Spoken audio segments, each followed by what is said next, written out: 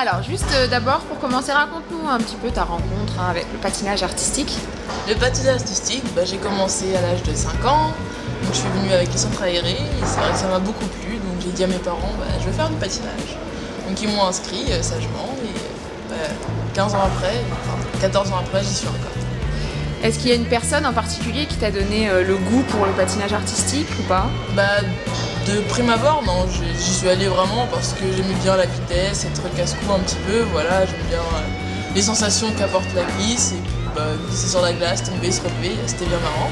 Donc c'est comme ça que j'ai commencé, et après, c'est vrai qu'en apprenant à plus connaître ce sport, oui, j'ai eu quelques idoles quand même. Comme qui?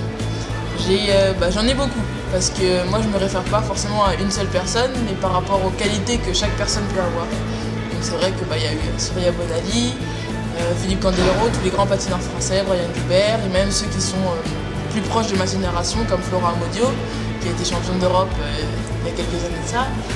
Après, il y a aussi des étrangers, des étrangères, Daisuke Takahashi, un japonais, Carolina Kostner, Ashley Wagner, enfin il y en a beaucoup. Justement, tu parlais de Soraya Bonali, donc on te compare souvent à elle. On dit même que tu es sa relève. Qu'est-ce que tu penses de tout ça? Pour moi, c'est très flatteur parce que le parcours de Soraya Bonali n'est pas moindre. Donc j'aimerais avoir ne serait-ce que la moitié de son parcours, ce serait déjà beau.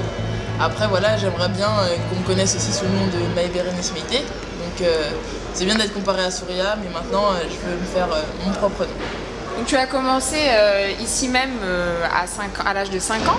Aujourd'hui, 2014, on organise une après-midi en ton honneur.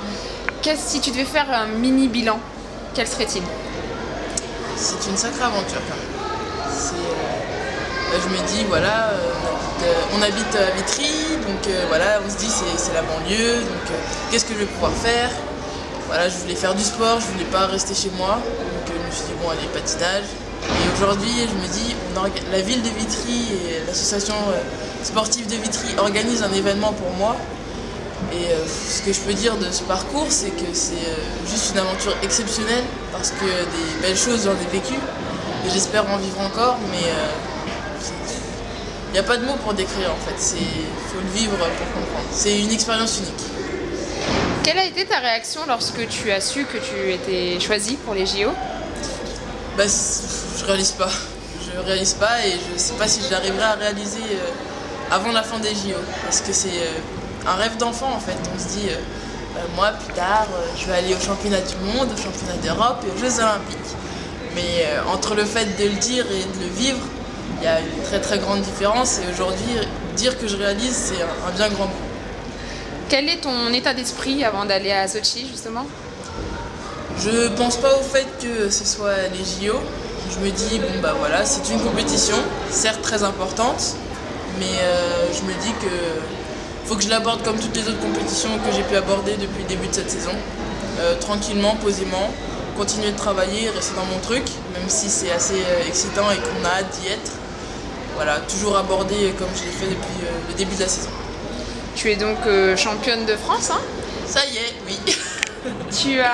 Est-ce que tu as un objectif particulier pour ces JO ou pas? Ouais, être dans le top 10. Moi, mon objectif, c'est ça, top 10. Après, qu'importe la place. Bon, c'est mieux si ça se rapproche du podium, mais top 10. Justement, en parlant de top, tu as atteint le top 5 lors des derniers championnats d'Europe.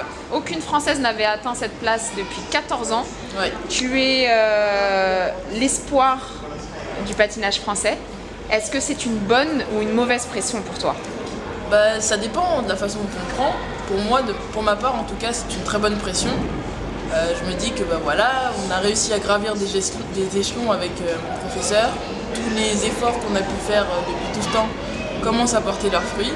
Maintenant, c'est une bonne pression, mais il ne faut pas que je me repose sur mes lauriers et il faut que je continue de travailler parce que bah, c'est que le début justement et il faut progresser encore plus et montrer qu'on peut faire encore mieux. Et pour toi, tu dois travailler sur quel aspect justement? Toujours la même chose, la technique, le côté artistique, on peut toujours le développer, il y a encore des choses à approfondir, à faire, à découvrir. Donc voilà, c'est surtout le côté artistique, pour ma part en tout cas, qui a développé encore plus, parce qu'on a vu l'évolution, mais pour atteindre le haut niveau et les plus hautes marches, il faut travailler encore plus.